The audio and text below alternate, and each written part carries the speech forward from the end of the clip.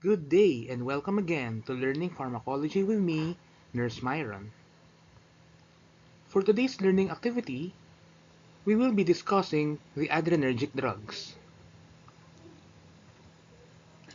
For our full disclosure, I am not affiliated with any of the manufacturers of the drugs or other items that are mentioned in this lecture. The mention of such brand names are only in passing and for educational purposes only, and are not for commercial promotion. I have no actual or potential conflict of interest in relation to this presentation. So let us begin. First, we will review the anatomy and physiology of the nervous system. The nervous system is our body's communication network. It controls voluntary movements, such as moving the muscles or walking, and involuntary functions, including heart rate, digestion, and even blood pressure. The nervous system consists of two major parts: the central nervous system, consisting of the brain and the spinal cord, and the peripheral nervous system. All other nerves outside the CNS are part of the peripheral nervous system, as we can see here in our picture. The peripheral nervous system can be subdivided further into the sensory and the motor pathways.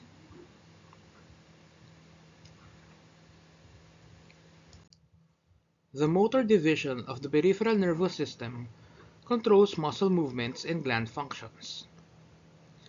This can be further divided into the somatic nervous system, or the SNS, and the autonomic nervous system, or the ANS. The SNS controls all voluntary skeletal muscles.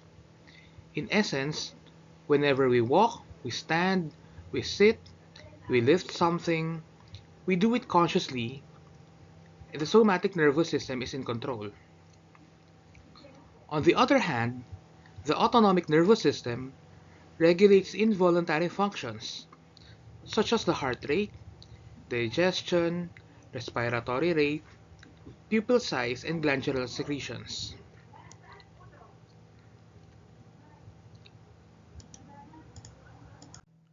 So take a look at the graphic I made here on the divisions of the nervous system.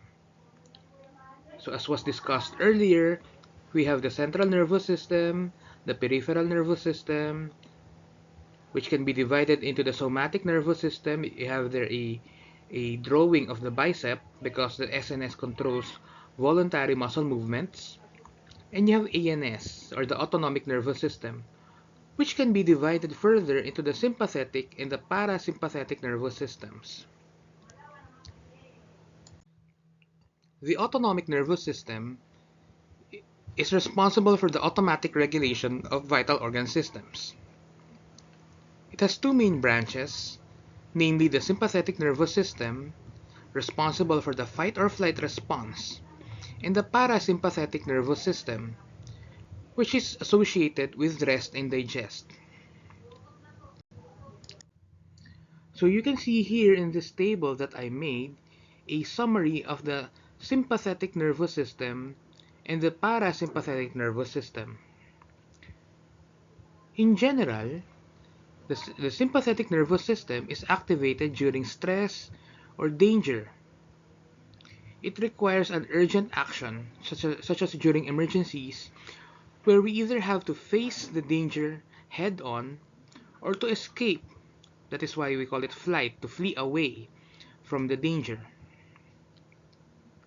Anatomically, the origin of fibers are the thoracolumbar spinal cord in the middle of the spinal cord regions. The main neurotransmitters involved in the sympathetic nervous system are acetylcholine, found in the preganglionic, and the norepinephrine, and sometimes a little acetylcholine in the postganglionic areas. The effect of the sympathetic nervous system, as was discussed earlier, the fight or flight, is rapid and it is widespread. It allows a person to face on, head on, the danger or to escape it. On the other hand, the parasympathetic nervous system dominates during rest and relaxation. This is when the person feels safe and no immediate danger is determined. The origin of fibers of the parasympathetic nervous system are in the craniosacral regions. The main neurotransmitter involved in the parasympathetic nervous system is acetylcholine. The effect speed and range of the parasympathetic nervous system is generally slower, localized, and fine-tuned.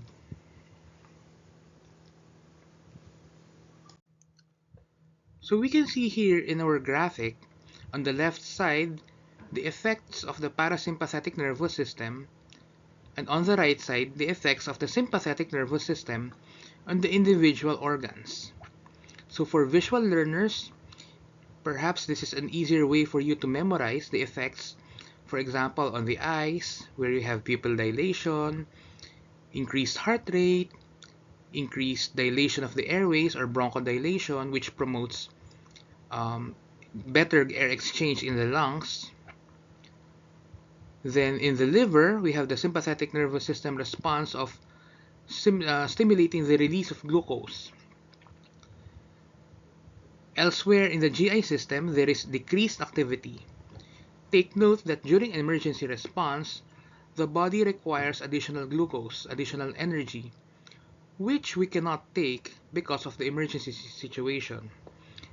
That is why the body has to rely on the stored glucose. The sympathetic nervous system also stimulates the adrenal glands to produce more adrenaline, which we also call as your epinephrine.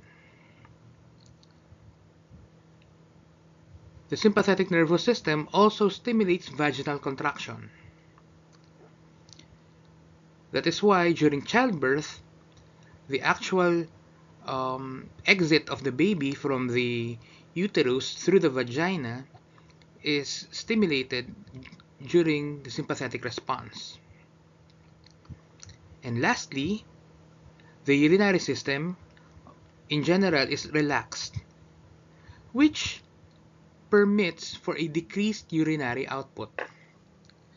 So think of it this way: during an emergency, you're focused on fighting or fleeing from the danger. You focus less on bodily functions such as eating, excreting, defecating, or urinating. Your focus is, again, to fight head-on or to flee from whatever danger is coming your way. The parasympathetic response is generally the opposite of the sympathetic response. One trick I generally share with my fellow nurses and my students is, para is what you tell the jeepney driver when you want to stop because you need to go down. So you tell para to stop versus simpa, which is go.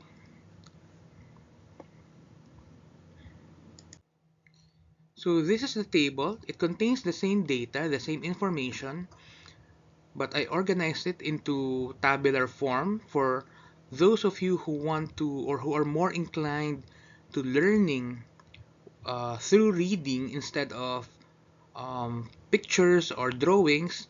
You can use this table instead, but in essence it's the same. So some of the details here that I included for the eyes, especially the pupils, the pupillary dilation is known as mydriasis. For the heart, the increased heart rate is positive chronotropic effect, and the increased force of contractility is known as your positive inotropic effect. So the opening of the airways is known as your bronchodilation. Blood vessels is vasoconstriction, because here you want to increase the blood pressure in order to face the emergency situation during the fight or flight response. So again, with the GI tract, there is decreased GI motility and therefore decreased secretions, decreased defecation. For the bladder or the genitourinary system, there is a relaxation of the detrusor muscle, and there is contraction of the sphincter, which promotes the holding or the retention of urine. The sweat glands also increase sweat production, and as I said before, the liver is stimulated so that there will be glycogenolysis or the glucose release from the stored glucose in the body. And lastly, the adrenal medulla is stimulated to release more epinephrine or adrenaline and more norepinephrine or noradrenaline. Since we are focusing on adrenergic drugs, I will not be discussing the parasympathetic effects for this video. So how is the mechanism triggered?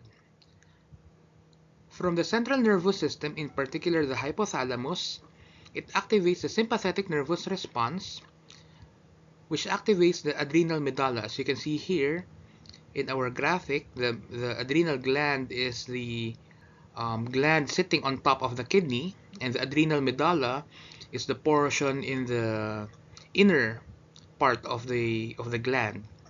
It releases both norepinephrine and epinephrine, which is then released into the bloodstream. Take note that norepinephrine is also present in the synapses as a neurotransmitter. The hypothalamus will also activate the adrenal cortex or the adrenal cortical system to release CRF. The CRF will then stimulate the pituitary gland to release ACTH, which then, again, arrives at the adrenal cortex to release 30 additional hormones that are released into the bloodstream. Together, these hormones and these neurotransmitters, both in the synapses, the neural activity, combined with these hormones released in the bloodstream, will stimulate the sympathetic response.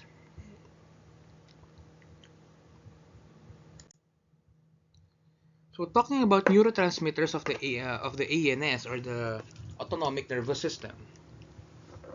Acetylcholine is released by all preganglionic neurons in both the sympathetic and the parasympathetic nervous system. However, in the postganglionic parasympathetic neurons, it is only acetylcholine that is present. For the sympathetic postganglionic neurons, we have norepinephrine. This is the neurotransmitter that is released primarily that stimulates the effector organs, except sweat glands. Now, other chemicals include your epinephrine, also known as your adrenaline, which is, as was discussed earlier, is released from the adrenal medulla into the bloodstream as a hormone to prolong and intensify the sympathetic response.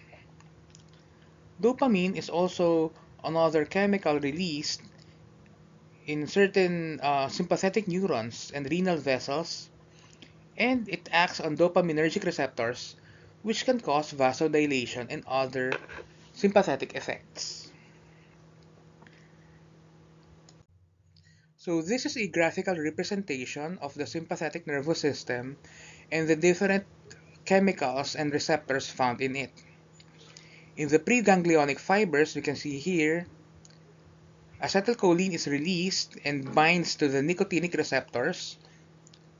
And in the postganglionic fibers, we have norepinephrine here, represented by a red hexagon, which can attach to either, or sometimes both, beta and alpha adrenergic receptors.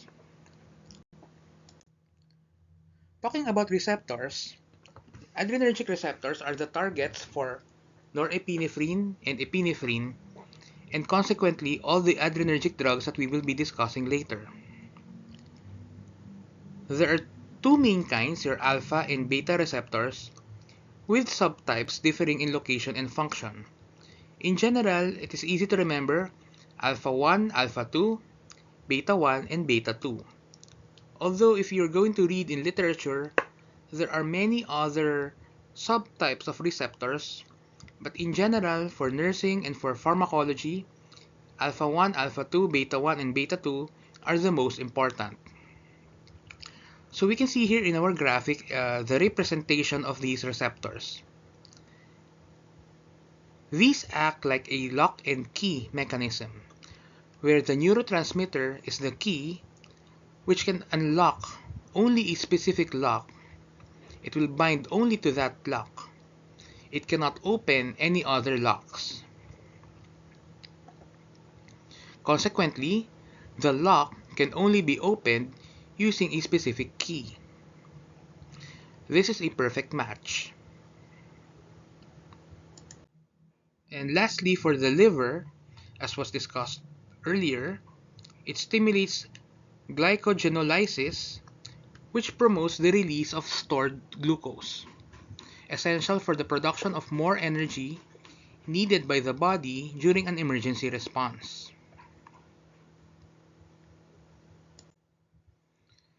So here I am sharing with you some of my shortcuts or Nurse Myron's clues how to better remember your alpha 1 receptors, where they are located. So this is the Greek letter alpha. You can see here it looks like the letter A. A bit it looks like a fish. So to easier remember this, you can put a dot inside and you can put your eyebrow or your chelae so that it looks like your eye, one eye. Because alpha 1 receptors, as was discussed before, are found in the eyes. It promotes pupillary dilation. If you turn your alpha or your letter alpha or the symbol sideways, it can look like your urinary bladder. And you can take note that here you have urinary retention. And think of it this way also, that the letter alpha, the Greek letter alpha, looks like the cross section of a blood vessel. You can see here in the third picture. How about for beta 1 receptors? So this is the Greek letter beta. Again, this is the source or the precursor of the modern letter B in the English alphabet. No? If you turn the letter beta sideways, think of it like a heart. No, you're just missing the apex or the pointed part of the heart. But anyway, let your imagination be creative. So these are tools for you to better memorize where beta 1 receptors are.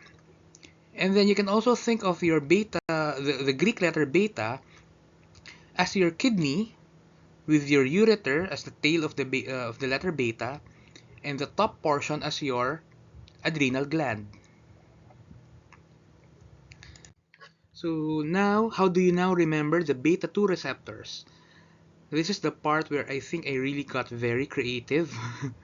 So let's put together two Greek letter betas. So beta 1, beta 2, you have two betas, and put them side by side opposite each other. It looks like, well, it does look like a butterfly, but it can also look like your lungs. You have your left lung and your right lung. And the tail of the Greek letter beta can appear like your bronchioles and your eventually merging together into your trachea. Now put together two Greek letter betas and you will have here what appears like your uterus with your fallopian tubes connected to the ovaries. Now I cannot think of any graphic representation, but I just put it this way. Beta, letter B, can also be found in your liver and your blood vessel. So two additional beta 2 receptors, organs, the liver and your blood vessel. So again, these are just memorization techniques or tricks that I hope can help you in studying pharmacology. So we can now discuss our adrenergic agonists. Our adrenergic agonists are also known as sympathomimetics. This word comes from two Greek words, sympathos, which means harmony or interconnection, and mimetikos, which means to mimic or to imitate. Okay, so the modern English word mimic comes from mimetikos.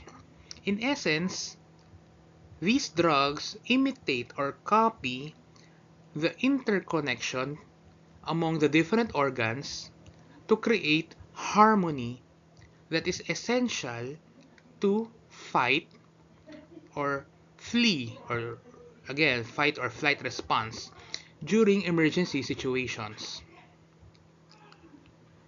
Adrenergic agonists are chemicals that imitate epinephrine and norepinephrine, which naturally occur in the body. These drugs also stimulate adrenergic receptors. Again, we have Nurse Myron's clue. Many students and even professional nurses are still confused between agonist and antagonist, no? So when we say agonist, it's a yes, yes, go, versus your antagonist, which is anti or against. So now we can classify your adrenergic agonists or your sympathomimetics into the direct acting, the indirect acting, and the mixed acting agonists. So how do they work? The easiest to understand is your direct acting agonists because they bind directly to adrenergic receptors. Again, beta 1, beta 2, alpha 1, alpha 2. And when these receptors are stimulated, they are activated to stimulate the sympathetic nervous system response. Indirect acting agonists do not bind directly to these receptors. Instead, these drugs trigger the release of more or additional norepinephrine in the body, or it can also decrease the reuptake of excess norepinephrine. So what is this reuptake system? What's this all about? As we can see here in our graphic, normally we have the neurotransmitters, in this case your norepinephrine, in the synapse, which is produced in the axon terminal and released into the synapse, which will then attach to the receptors on the dendrite. Okay? Normally, when there is excess of these chemicals or these neurotransmitters, these are taken again or reuptaken by the axon, and therefore the receptors are no longer stimulated, which decreases the sympathetic response. Indirect acting agonists can decrease the reuptake of these chemicals, specifically your norepinephrine. So the norepinephrine present in the synapse lingers there, and there is more available norepinephrine there, and it can attach to more receptors in your dendrites. Now, mixed-acting agonists are essentially a combination of these. They can activate receptors directly and can also produce more norepinephrine or stimulate more release of norepinephrine. So remember this table that we discussed earlier? You have the different locations of the alpha 1, alpha 2, beta 1, beta 2, and the different effects. So now, what are the drugs that stimulate these receptors? And well, in essence, as we said before, these drugs stimulate, okay, the sympathetic response. So for alpha-1 receptors, we have the drugs phenylephrine and midodrine. So what are the effects of these drugs? In essence, it's the same: vasoconstriction, pupillary dilation, urinary retention. For alpha-2, we have clonidine. This is a popular drug given for emergency hypertensive situations where we need to lower the blood pressure of the patient immediately. So this drug is also known under the brand name Catapres. This is the drug given sublingually or under the tongue. For beta-1, you have dobutamine and dopamine. So these are two common inotropic drugs or inotropic agents.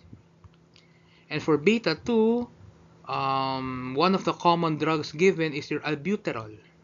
So we will discuss these in detail next. So first we have your epinephrine. Okay, so this is not in the table because epinephrine is non-selective. It can attach to both alpha-1 and alpha-2 receptors, and it can stimulate both of them. So epinephrine is also known as adrenaline. I think in the UK or in the US, they call it adrenaline, but here in the Philippines, it's more popularly known as your epinephrine. Okay. So the primary effect of your epinephrine is stimulating your alpha-1 receptors, which cause vasoconstriction, and it stimulates your beta-2 receptors, which can cause bronchodilation. So when we give epinephrine, there is increased heart rate, there is increased BP, and there is opening of the airways. So based on these indications or in these effects, epinephrine is indicated for anaphylactic reactions or severe allergies where there is severe bronchoconstriction. This is also given for cardiac arrest to, in a way, jumpstart again the heart after a systole. No? We can also give this as a drug for asthma, so because it has bronchodilatory effects. And epinephrine can also prolong the effect of your local anesthetic. So epinephrine is available in a 1 milligram per ml ampule. And this is common in emergency rooms, and it's actually one of the WHO list of essential drugs. So epinephrine has a relative, in a way we can call this the cousin of epinephrine, known as your norepinephrine. So norepinephrine is the drug is the synthetic version or the man-made version of naturally occurring norepinephrine in the body. So as was discussed earlier, norepinephrine is released in the postganglionic fibers, and it stimulates both alpha-1 and beta-1 receptors, although the effect is more pronounced in alpha-1 receptors. That is why there is increased vasoconstriction and resulting in increased blood pressure of the patient, and there is some increased heart rate. Norepinephrine is generally indicated for severe hypotension and for shock. So when a patient has very low blood pressure, for example, 70/50 or sometimes 50 palpatory, the physician will order a norepinephrine drip. Okay, take note. Norepinephrine is given as a slow IV infusion, given in ml per hour or microdrops per minute. Unlike your epinephrine, okay, epinephrine, let's just review a bit, no? Epinephrine can be given intravenously during cardiac arrest to stimulate or to restart the heart, in essence, and can also be given intramuscularly during severe allergic reactions. So the route of administration is very important. That is why, as nurses, we should be aware of the indication of these drugs. Why are you giving this drug? When are you giving this drug? It will help you in correctly administering the drug. Okay, so moving forward, we have your dobutamine, which is a beta-1 selective adrenergic agonist. It increases myocardial contractility, therefore increases heart rate. So this is given during acute heart failure. And in certain cases, when the patient is hypotensive and the cause is more of cardiac rather than peripheral, dobutamine drip can also be given. Again, dobutamine drip. We don't give dobutamine as IV push or IV bolus. So dobutamine is available in ampule or vial form, as you can see here. This is 250 milligrams per 20 ml. So this is the common preparation, 250 milligrams per ampule or per vial. Now, dobutamine also has a cousin, another pinsan, known as your dopamine. So dopamine, if you heard this before, is also a naturally occurring chemical in the body. So the drug dopamine is the man-made version of that chemical. And just like the cousin dobutamine, dopamine also binds to beta-1 and alpha-1 adrenergic receptors. Essentially, the effects are similar. You have increased heart rate, increased cardiac contractility because of the beta-1 receptor stimulation, and you also have vasoconstriction because of the alpha-1 receptor stimulation. So dopamine is a useful drug given for patients with severe hypotension or shock that are a result of heart failure or even because of peripheral low blood pressure. It's also given for renal perfusion support. Just like your dobutamine and your norepinephrine, dopamine is always given as an IV infusion and never, okay, I repeat, never given as IV push or IV bolus. So dopamine normally comes in a stock form of 200 milligrams per ampule. Although there are cases of dopamine in vial form, but the more common here in the Philippines is dopamine ampule. Okay, so let's now move on to the other adrenergic agonists. You have your phenylephrine or phenylephrine, which is an alpha-1 selective drug. Okay, so phenylephrine might be familiar with you because it is usually given or it is usually manufactured as a combination drug with paracetamol. For in this case, no, one common brand name is of your paracetamol with phenylephrine is your Neozep. Okay, so the effect of phenylephrine is a bit more localized compared with your dopamine, dobutamine, epinephrine, and norepinephrine, in that it causes vasoconstriction, some increase in BP, and some pupil dilation, which makes it useful as a drug for nasal congestion and also for, well, this is not normally indicated for hypotension, but this is more of a side effect of phenylephrine when given for patients with cold and cough. So take note that if a patient suffering from nasal congestion is given a drug that contains phenylephrine, you should monitor for the blood pressure. So moving on, we have your albuterol. Albuterol is the US name of what we know here locally in the Philippines as your salbutamol.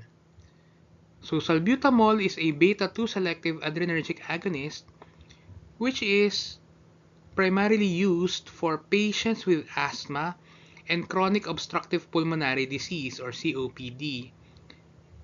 Salbutamol is the drug of choice for these conditions because it binds selectively to beta-2 receptors. So again, think beta-2, dalawang beta, it looks like your butterfly or your lungs, no? The upside down lungs, the left and the right. And when the beta-2 receptors are stimulated, it promotes bronchodilation or the opening of the airways. So again, recall very quickly, no? Asthma, COPD, the primary problem there is bronchoconstriction. The airway becomes smaller, narrower, and there is mucus production or increased mucus production, which makes the airway tighter. So albuterol or salbutamol, when given, will help by opening the airways, opening the bronchus. So we will be discussing salbutamol in greater detail when we discuss the drugs that affect the respiratory system. Okay, so moving on, we have clonidine.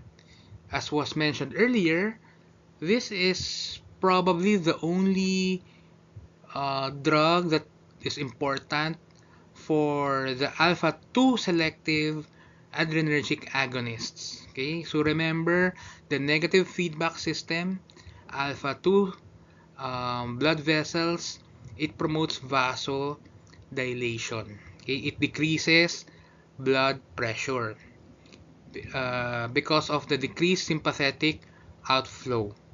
Okay, so clonidine is indicated for hypertension. Less popular indications, you have ADHD and opioid withdrawal symptoms, but in general, clonidine is the classic choice of medication for hypertension that needs to be addressed immediately. Okay, so clonidine, or under the brand name Catapres, is available both in tablet form. You have your 75 microgram tablet and your ampule, which can be given as IV, although it's not as popular anymore. You have other more potent antihypertensives. So we will be discussing clonidine in further detail in our discussion on antihypertensive medications. So in summary, these are the possible side effects of your adrenergic agonists. Okay, so for the cardiovascular system, let us set aside the alpha-2 adrenergic receptor stimulating drug clonidine, no? Let's focus only on alpha-1, beta-1, and beta-2, no? So for the cardiovascular system, increase. You have increased heart rate, increased BP, which can cause tachycardia or palpitations, arrhythmias, and even hypertension. Again, because of alpha-1 and beta-1 stimulation and vasoconstriction. For the central nervous system, these drugs can have the side effect of headache, restlessness, anxiety, or even tremors because of the excess stimulation of the adrenergic receptors of the central nervous system. Okay. For respiratory system, side effects include tremors. Because of beta-2 stimulation, although we do intend to stimulate the beta-2 receptors in the lungs, But beta 2 receptors can be also found in your skeletal muscles. That's why when they are activated, they can experience some tremors. So this is actually common for patients with asthma who receive salbutamol in inhaler or in nebulization, where they experience some tremors after. So for GI, nausea and vomiting are some common side effects because of the irritation or the effects on the CNS. And lastly, for the peripheral vascular system, please take note of the extravasation effects of intravenous drugs like your dopamine, dobutamine, norepinephrine, and even epinephrine. So when we administer these drugs, especially as IV drips, nurses should make sure that the IV line is in and it is not extravasated. So in general, nursing considerations for adrenergic agents or adrenergic agonists or your sympathomimetics. So we should closely monitor the patient, especially the blood pressure and the heart rate. Again, take note, alpha 1, you have the heart and you have the blood vessels. Beta 1, you have your, again, the heart and the kidneys, the adrenal glands. And beta 2, you have your lungs, no? So we monitor the BP, the heart rate, and even the respiratory rate and the breathing pattern of the patient. Okay? We should closely monitor for signs of arrhythmia or hypertension. We should also make sure that we give these drugs using the correct route and the correct dilution. So this is applicable for epinephrine. Should we give this IM or should we give this IV? And take note again which drugs are given as IV infusion and which drugs are given as IV bolus. If possible, we should inform the patient on the expected effects and side effects of these drugs. But most of the time, dopamine, dobutamine, or epinephrine are given for critically ill patients. Most of them are unconscious or most of them are on ventilators, so patient education is not directly possible. So instead, we can provide health teachings to the significant others. And take note also of drug interactions. So we avoid using sympathomimetics with other sympathomimetics because of the compounded effect unless otherwise ordered by the physician. So for example, for severely hypotensive patients with cardiac origin, the physician may initially order dopamine drip, but if after some time, if you have maximized the dosage of the dopamine, the physician can then order an additional dobutamine drip. And if the dopamine and dobutamine don't work well, the physician can still add one more, your norepinephrine. So in ICU settings, this is what we sometimes joke around as your Christmas tree, because the patient has 1, 2, 3, 4, sometimes 5 different IV drugs being given simultaneously. Okay? And of course, we should always remember patient safety.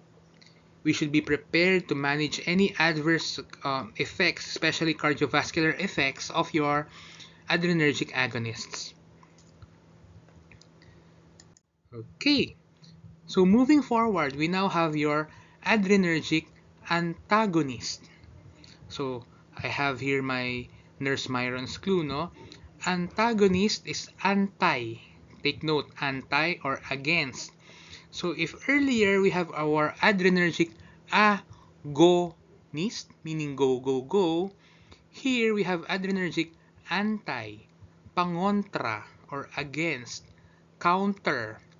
Okay, drugs that work against the adrenergic or the sympathetic system. So these drugs are known as your sympatholytic. So again, sympathos and lytikos. So lytikos naman means to loosen or to lower or to decrease. So sympatholytic or sympatholytic drugs loosen or decrease the sympathetic effect of the adrenergic response. Okay, these drugs usually block adrenergic receptors, thereby inhibiting the sympathetic effect. So for the classification of these drugs, mostly they are either alpha blockers or beta blockers, or mixed antagonists, meaning they can block both alpha and beta receptors. Adrenergic antagonists can also be competitive, meaning they can reversibly bind to receptor sites, or they can be non-competitive blockers, meaning the effect is irreversible. So we will be passing through this part because most of these drugs will be discussed in the presentation on antihypertensive medications. Okay? Why? Because most of these drugs normally they block the alpha-1 receptors, and when you block the alpha-1 receptors, there is decreased vasoconstriction effect, meaning the blood vessels return to normal size, or sometimes we even have vasodilatory effects which result in decreased blood pressure. The only other major effect that we will be discussing here is your the effect of your alpha adrenergic antagonist on the bladder, especially the neck and even the prostate. So alpha-1 receptors are blocked, which results in relaxation of the smooth muscle, which improves urinary flow. So these drugs, so for example, we have here your prazosin, doxazosine, terazosin, are indicated for benign prostatic hyperplasia, or your BPH, which is a common condition among men above the age of 50, where you have an enlargement, non-cancerous enlargement of the prostate. So the main symptom of your BPH is difficulty in urination. So when these drugs are given, the effect is to relax, okay, the bladder neck, to relax the part where the prostate is adjacent to the urinary tract. So it promotes better urination. Other non-selective alpha-1 and alpha-2 blockers, you have your phentolamine and your phenoxybenzamine, which are going to be discussed in your antihypertensive drugs. For beta-adrenergic antagonists, so again, recall where can you find beta-1? The heart and the kidney. Okay, so for beta-1 receptors in the heart, if these receptors are blocked, there is no more increased heart rate. So in short, what will happen? You will have decreased heart rate, decreased contractility, and decreased conduction velocity, which results in lower cardiac output, eventually leading to a decreased lower blood, a decrease or a lower blood pressure. Beta-1 receptors in our kidneys, when they are blocked, will stop the RAAS, or the renin-angiotensin-aldosterone system. Therefore, there is decreased release of renin, and consequently decreased angiotensin and aldosterone, resulting in, again, decreased blood pressure. For the beta-2 receptors, for the lungs, it can stimulate bronchoconstriction and vasoconstriction in the peripheral blood vessels. So, examples of these beta-adrenergic antagonists, you have your propranolol, atenolol, metoprolol, carvedilol, and your labetalol, which will all be discussed again in our antihypertensives discussion. So now, what are the nursing responsibilities when giving adrenergic antagonists? So baseline is assessment, okay?